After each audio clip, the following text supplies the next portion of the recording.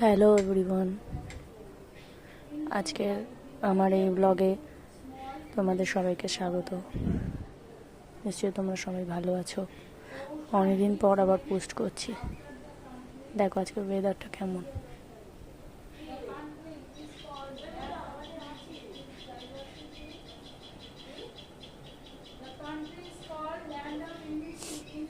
আমরা যেখানে থাকি সেখানের পরিবেশটা দেখো কত সুন্দর।